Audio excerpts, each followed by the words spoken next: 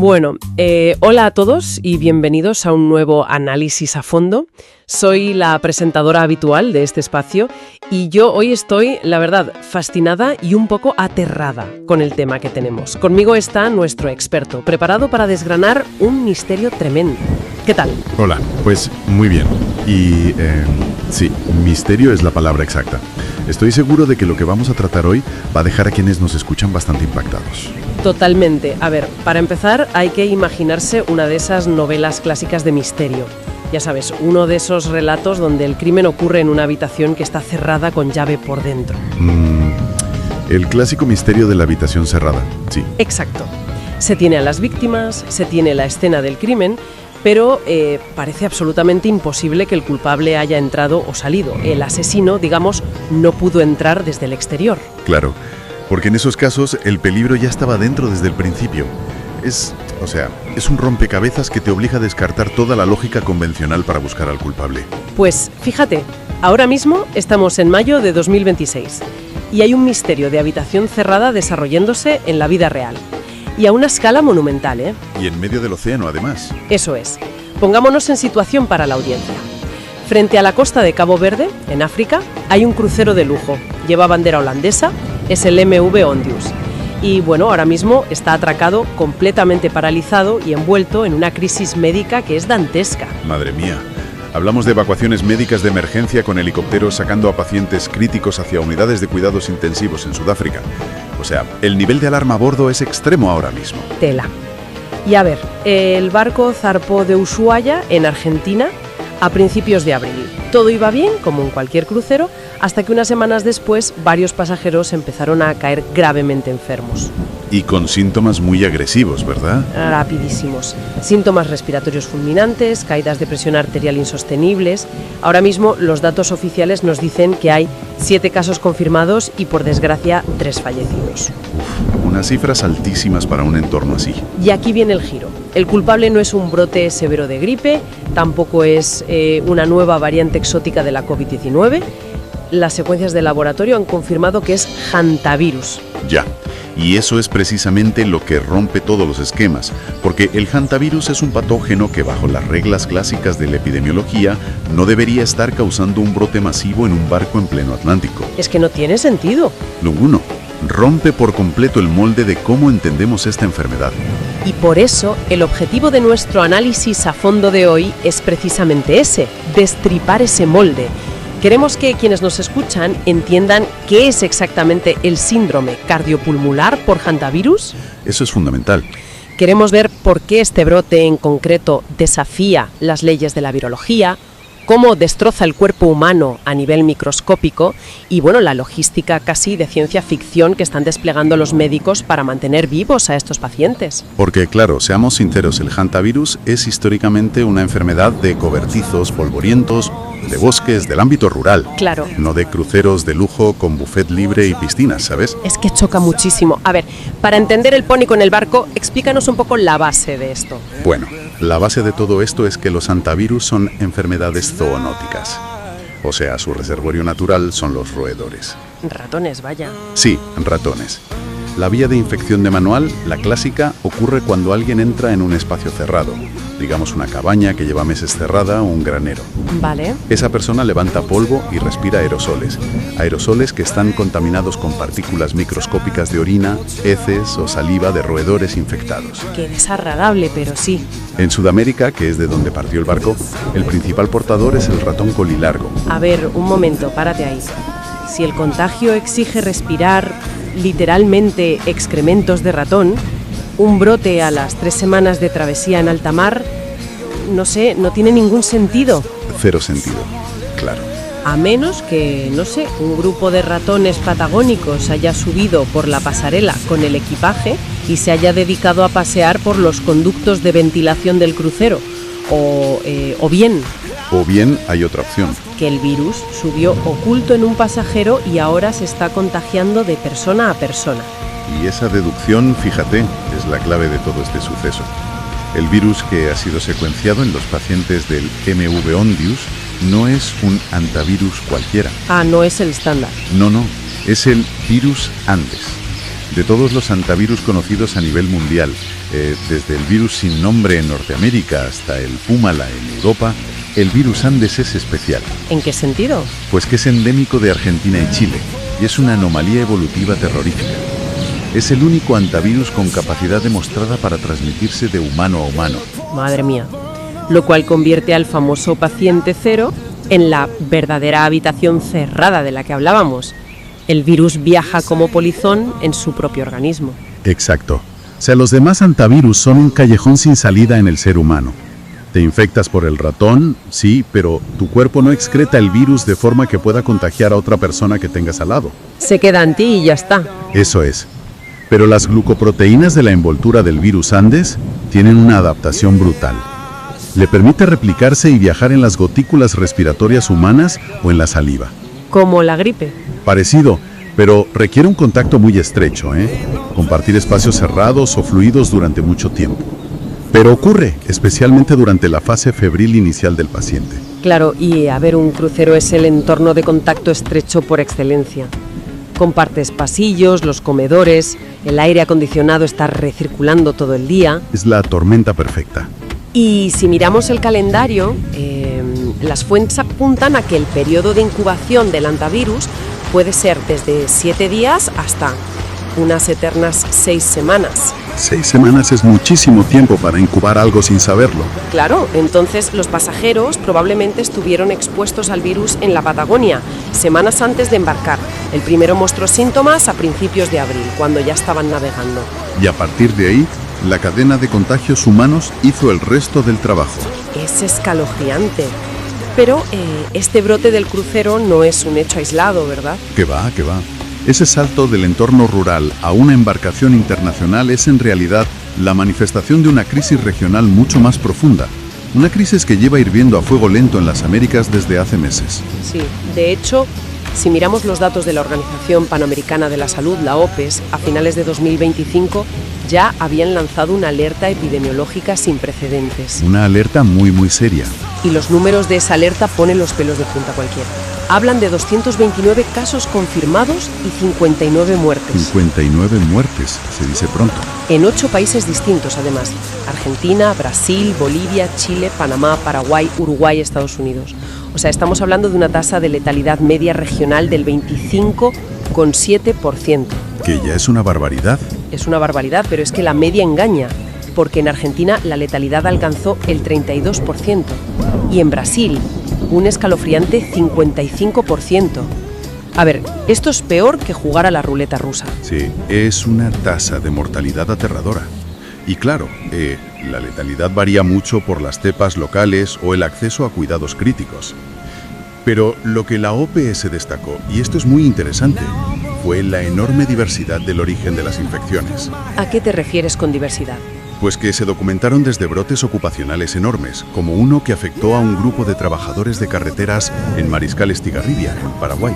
Ah, vale, gente trabajando en la tierra. Exacto.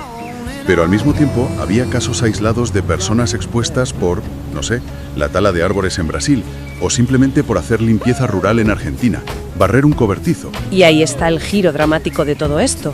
Una enfermedad que lleva décadas anclada al trabajo rural, a la gente que respira el polvo al desbrozar el campo, de repente cruza una frontera invisible. Una frontera que no esperábamos que cruzara. Claro, un turista cualquiera pasa un fin de semana haciendo senderismo en Bariloche, se infecta sin saberlo porque respira donde no debe, se sube a un vuelo o a un crucero y transforma un riesgo local en una emergencia sanitaria global. Es que el patógeno no respeta fronteras, ni mapas ni pasaportes.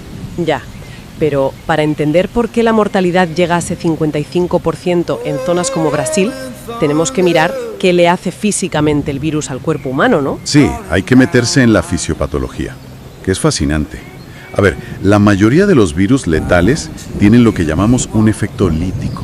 ¿Lítico? Sí, entran a la célula, se multiplican utilizando la maquinaria celular y la hacen estallar para liberar las nuevas copias. Literalmente la revientan. Exacto. Destruyen el tejido estructuralmente. Claro, a ver, para quienes nos escuchan, es como si unos ladrones entraran en un edificio con dinamita y volaran las paredes de las habitaciones. Una buena analogía. Pero el virus Andes y los hantavirus en general no actúan así en absoluto. ¿Ah, no? no destruyen las células que infectan. Su mecanismo es mucho más perverso. A ver, explícanos eso. Imagina a ese mismo intruso que se cuela en un edificio de alta seguridad, pero esta vez no rompe las ventanas, ni usa dinamita. Usa una llave maestra para abrir la puerta de emergencia sin hacer ruido. Vale, muy sutil. Y al entrar, ya sea de forma accidental o deliberada, activa la alarma de incendios, provocando que los aspersores inunden todo el edificio. ¡Ostras! Y esa llave maestra tiene un nombre muy específico, en este caso médico, ¿verdad? Según los datos clínicos que revisamos de las revistas de cuidados intensivos, el virus ataca una proteína de nuestras células llamada receptor de la integrina beta 3. Exactamente. Es su puerta de entrada. Y esas integrinas están presentes principalmente en las células endoteliales. ¿Y esas cuáles son? Son la capa celular microscópica que recubre el interior de todos nuestros vasos sanguíneos y capilares, las tuberías del cuerpo. Vale. Para visualizar esto bien, pensemos todos en una piscina normal recubierta de pequeños azulejos. Buena imagen. Esos azulejos serían las células endoteliales que recubren nuestras venas por dentro. Entre azulejo y azulejo siempre hay una lechada, ¿no? Un cemento que sella las grietas y evita que el agua se escape hacia la tierra. Sí, el sellado estructural. Pues cuando el hantavirus se une a esa integrina beta 3 que comentabas, provoca una desregulación masiva de algo llamado caderinas B y factores de crecimiento endotelial vascular, 2, VEGG. Correcto. Básicamente el virus entra en el cuerpo y disuelve el cemento de la piscina. Disuelve la lechada por completo. Los azulejos siguen ahí intactos, no se han roto, pero la barrera física ha desaparecido. Madre mía. Y claro, el agua de la piscina, que en este caso es el plasma sanguíneo de nuestras venas, empieza a filtrarse masivamente a través de las grietas. Y como los capilares más finos de todo el cuerpo están en los pulmones, envolviendo los alveolos para intercambiar oxígeno, todo ese líquido de la sangre se fuga directamente hacia los pulmones. Eso es lo que en las unidades de cuidados intensivos se conoce como edema pulmonar no cardiogénico. Suena fatal. Lo es. Quien padece el síndrome cardiopulmonar por hantavirus, literalmente, y esto es muy duro, se ahoga desde dentro con el líquido de su propia sangre. Es aterrador. Y entiendo que al mismo tiempo ocurre otro evento catastrófico, ¿no? Porque al perderse tanto plasma hacia el exterior de las venas, la sangre que queda circulando se vuelve, increíblemente espesa, casi como barro. Sí, a eso lo llamamos hemoconcentración. Lo cual supone un trabajo monumental para el corazón. Imagínate tener que bombear un lodo en lugar de un líquido fluido. El corazón sufre muchísimo, y ahí es donde entra la principal señal de alarma en los análisis de sangre, la caída en picado de las plaquetas. La trombocitopenia. He leído en los informes que si las plaquetas caen por debajo de 40.000, las alarmas médicas empiezan a sonar a todo volumen en la UCI. A todo volumen, sí, porque las plaquetas también expresan esa misma integrina beta 3 de la que hablábamos. Ah, claro, el virus también se une a ellas. Eso es. Pero además, al ver las fisuras masivas en el endotelio, en los capilares, el cuerpo entra en pánico y agota rápidamente todas sus reservas de plaquetas. Intentando tapar las fugas. Exacto. Intenta desesperadamente parchear miles de millones de grietas microscópicas por todo el organismo. Es una batalla completamente perdida. O sea, resumiendo la pesadilla, tenemos a un paciente con los pulmones encharcados y sin poder oxigenar, con la sangre tan espesa que apenas circula, y con la presión arterial cayendo al vacío porque el volumen sanguíneo se está fugando. Ese es el cuadro clínico exacto. A ver, si tienes los capilares rotos, intentar recuperar la presión arterial metiendo suero. Debe ser como echar agua en un colador. Una metáfora perfecta. Un colador que vierte directamente en los pulmones del paciente. Y fija que ese entendimiento clínico cambió por completo el paradigma del tratamiento médico. Porque en los años 90, la medicina de cuidados críticos tenía una respuesta muy instintiva para el shock hipovolémico. ¿Qué hacían? Pues la reanimación agresiva con líquidos. A un paciente que llegaba a urgencias con la presión por los suelos, se le bombeaban litros y litros de cristaloides por vía intravenosa. Pero si están llenos de fugas. Claro. Se documentaron casos en esa época de pacientes con hantavirus que recibieron más de 20 litros de suero en un intento desesperado por subir su presión arterial. Madre mía. Los estaban ahogando sin querer. Todo ese suero extra simplemente agravaba el edema pulmonar. Era una sentencia casi segura. Ese encharcamiento masivo provocado por el tratamiento explica por qué los protocolos actuales de la UCI son, de hecho, totalmente distintos. Ahora hacen lo contrario. Completamente. Ahora los intensivistas caminan por una cuerda floja muy fina. Aplican una restricción de fluidos severa. Nada de suero. Lo mínimo imprescindible. En lugar de inundar las venas, utilizan fármacos vasoactivos, como la noradrenalina. ¿Y qué hace la noradrenalina exactamente en este caso? Pues obliga a los vasos sanguíneos a contraerse de golpe, exprimiendo la poca sangre que queda para mantener la presión en el cerebro y otros órganos vitales. Ya veo. Y si el corazón empieza a claudicar por el tremendo esfuerzo de bombear esa sangre tan espesa que decíamos, se añaden fármacos inotrópicos, como la dobutamina. Pero a ver, llega un punto como el que estamos viendo en algunos de los pasajeros del barco en Cabo Verde, donde los fármacos ya no pueden hacer milagros. Llega un momento en que el cuerpo no da más de sí. El índice cardíaco se desploma, el cuerpo empieza a producir niveles tóxicos de ácido láctico porque las células ya no reciben oxígeno. Los pulmones fallan por completo. ¿Qué se hace ahí? Es ahí cuando entra en juego la máquina de soporte vital más extrema que tenemos en medicina, la ECMO venoarterial. La famosa ECMO. La oxigenación por membrana extracorpórea. Sí, la BA-ECMO. Básicamente se extrae la sangre del paciente a través de unas cánulas bastante gruesas, se hace pasar por una máquina externa que elimina el dióxido de carbono y le añade oxígeno. Como un pulmón artificial. Exacto. Y luego se bombea de vuelta al cuerpo. La máquina asume temporalmente el trabajo tanto del corazón como de los pulmones. Es el último salvavidas absoluto. Y la logística detrás de esto tiene que ser una locura absoluta. A ver, hemos mencionado antes que la gran mayoría de estas infecciones históricamente surgen en zonas rurales profundas. Sí, muy lejos de los grandes hospitales. Imagina un hospital muy básico en la Patagonia Argentina o en un poblado remoto del sur de Chile. Tienes a un paciente en este estado crítico extremo. Sus pulmones no oxigenan nada. No puedes simplemente meterlo en una ambulancia para un viaje bacheado de 4 horas hasta la capital. No, ni de broma. Un traslado convencional en ese estado lo mataría en cuestión de minutos. Entonces, ¿cómo lo hacen? Pues ese problema geográfico obligó a países como Chile y Argentina a realizar proezas médicas que eran impensables hace unas décadas. Crearon los equipos de ECMO móvil.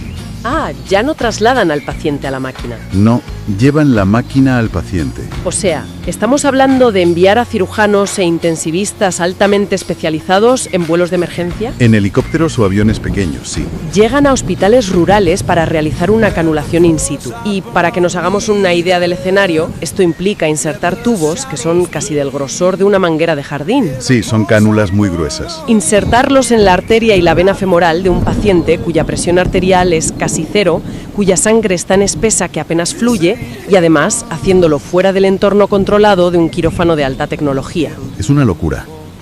Es un nivel de complejidad técnica altísimo, de verdad. Estabilizan al paciente conectándolo a la máquina allí mismo, en la propia cama del hospital rural. ¡Qué tensión! Y solo entonces, una vez estabilizado, lo suben a un helicóptero o a un avión ambulancia, con la máquina latiendo y respirando por él durante todo el trayecto hasta el centro de referencia en la ciudad. Es increíble. Ha salvado innumerables vidas, fíjate.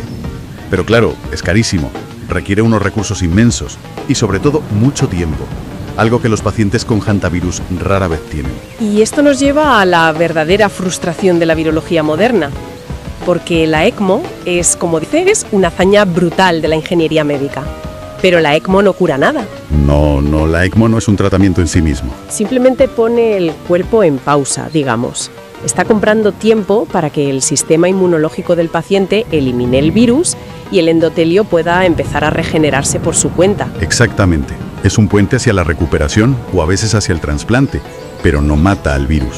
Y si estamos lidiando con un virus con un 55% de letalidad en algunas zonas, ¿cómo es posible que a día de hoy no haya una simple pastilla o un tratamiento antiviral directo que ataque y destruya la raíz del problema? Ya, la realidad clínica es amarga en ese aspecto. Ahora mismo no existe ningún antiviral específico que haya demostrado una eficacia consistente y concluyente para reducir la mortalidad del hantavirus en humanos. No se ha probado nada.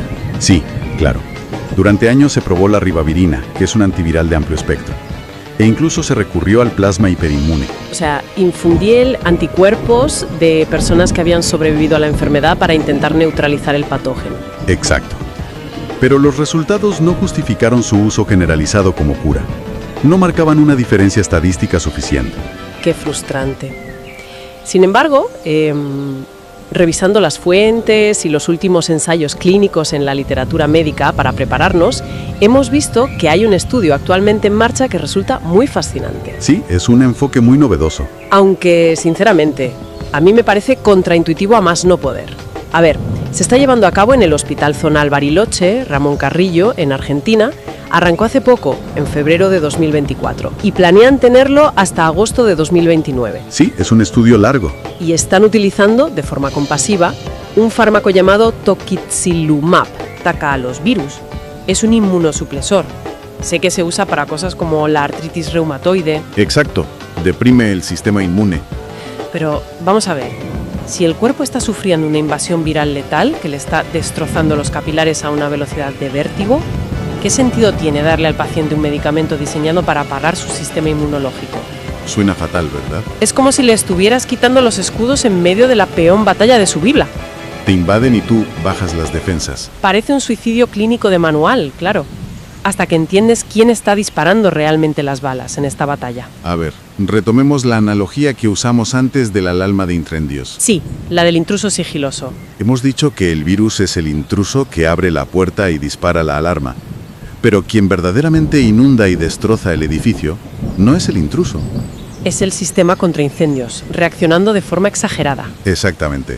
Gran parte de la disolución de ese cemento capilar en los pulmones es en realidad un daño colateral brutal provocado por una sobrereacción masiva del propio sistema inmunológico del paciente. Ostras. Es la famosa tormenta de citoquinas de la que tanto oímos hablar. Eso es.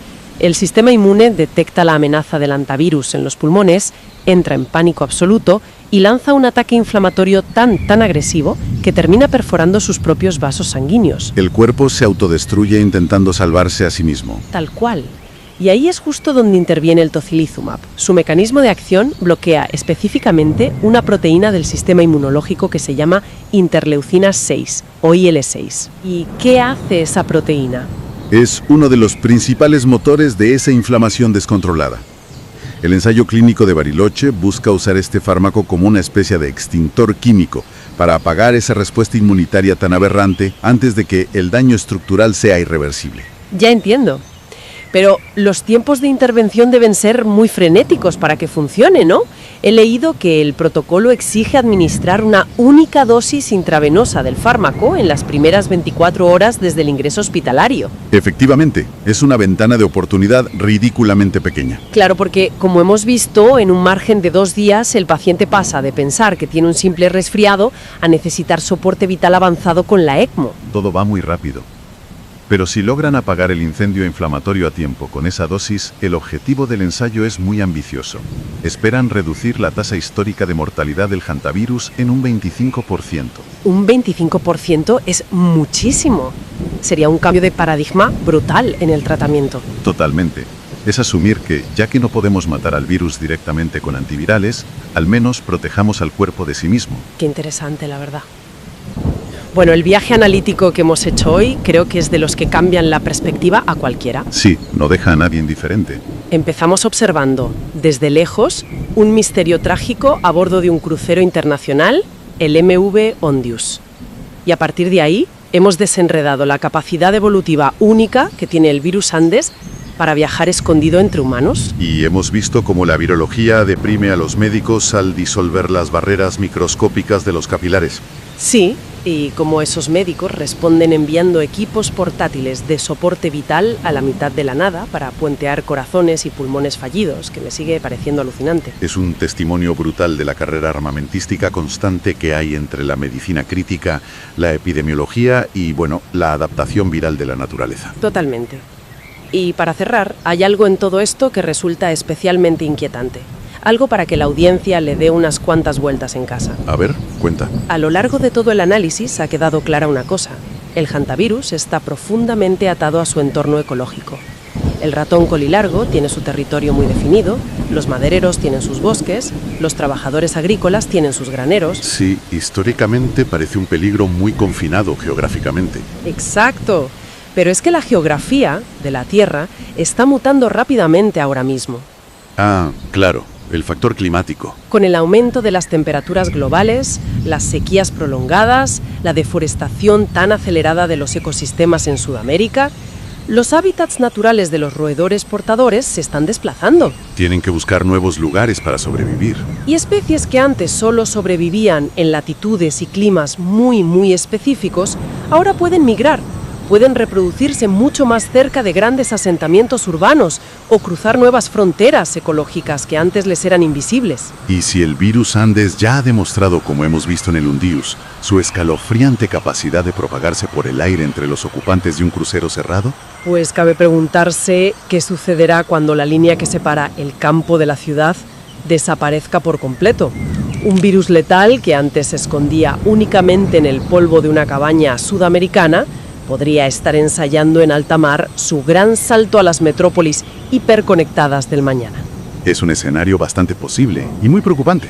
Al final, el mayor peligro del misterio de la habitación cerrada es pensar que uno está a salvo solo por estar lejos de la puerta, porque, visto lo visto, esa puerta nunca estuvo realmente cerrada. Nunca. En fin, lo dejamos aquí por hoy. Esperamos que este análisis os haya dado a quienes nos escuchan mucho en qué pensar. El análisis continuará en el próximo descubrimiento. Un saludo y hasta.